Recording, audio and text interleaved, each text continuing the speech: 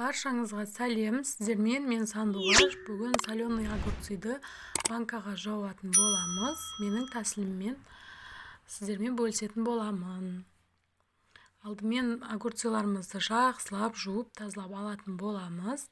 Тазалап жуып алғаннан кейін басын, арқасын барлығын кесіп, бір ыдысқа салып 4-5 сағатқа қойып қоятын боламыз. Огурцыйдың газы шығу үшін, банкамыз атылып кетпеу үшін солай 4-5 сағатқа суға қойып қоятын боламыз. Достар, менің арнама жазылмаған болсаңыздар жазылып, қоңырауша белгісін басып кетулеріңізді сұраймын. Алдағы уақытта қызықты рецепттермен бөлісетін боламын. 4-5 сағатымыз өтті. Банкамызды тазалап жуып алып, укропымызды саламыз. Укроп менде кішкене аздау болып қалды, ешнәрсе етпейді. Кейін болгарскийімізді саламыз. Болгарскийден кейін чесногымызды салып алатын боламыз. Барлығын салып болғаннан кейін енді огурцыйымызды әдемілеп өзіміз реттеп салып шығамыз. Огурцылардың бәрін салып аламыз. Ішіне капуста да қосуға болады. Менде бүгін капуста қоспаймын. Бүгін 1-2 помидор қосып жіберетін боламын.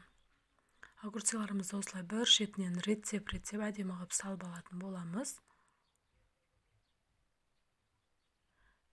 Достар, қажетті заттардың барлығын описание бөліміне жазып қалдыратын боламын. Сол жаққа өтіп көрсеңіздер болады. Сұрақтарыңыз болса, комментарий бөліміне жазып кетулеріңізге болады. Мен 2 помидор огурцыларымды салып алдым. Осылай барлығын реттеп салып алғаннан кейін үстіне қайнаған суды құйып қоятын боламыз. Қайнаған суымызды құйып, жарты сағатқа қойып қоямыз банкамызды. Жарты сағаттан кейін суын төгетін боламыз. Жарты сағатымыз өтті. Ішіндегі суымызды төгіп тастаймыз. Жарты сағаттан кейін суым төгіп жатырмын. Енді бұның ішіне тұзымызды, лавровлисімізді салып алатын боламыз. Менде 1,5 литрлік банка болған екен, 2 қасық тұз қостым. Лавровлисімізді салып аламыз.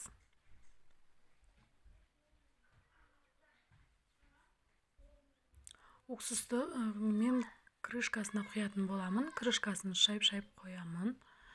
Қайнаған суымызды құйып жатырмыз. Қайнаған суды құйып болғаннан кейін қақпағын жауып, 5 минут кішкене күте тұратын боламыз. 5 минуттан кейін уже банкамыздың қақпағын бұрай берсек болады. Достар, менің YouTube арнама өтіп, рецепттерімді көрсеңіз болады. Тағы да қандай рецепттермен бөліскенімді қалайсыздар, комментарияға жазып кетсеңіздер болады.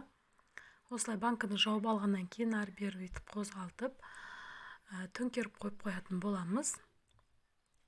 Банкамыз суығанға дейін төңкеріп қоямыз. Екінші банкамызды осылай жауып аламыз. Банкамыз уже дайын. Екінші банкамыз да уже дайын. Осылай төңкеріп қоятын боламыз. Достар, менің арнама тіркелуді ұмытпаңыздар. Видеомды соңына дейін қараған болсаңыздар, сіздерге алғысым шексіз.